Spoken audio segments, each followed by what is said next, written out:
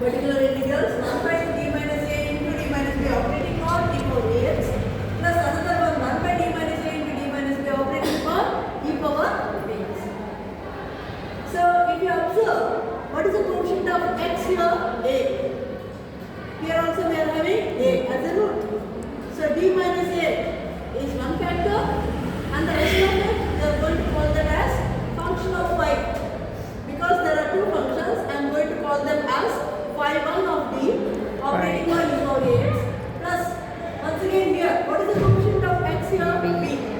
And d minus b we are having, that means d minus b is a factor, the remaining is a function of d, that is I am going to call it as phi 2 of d operating on e power bx.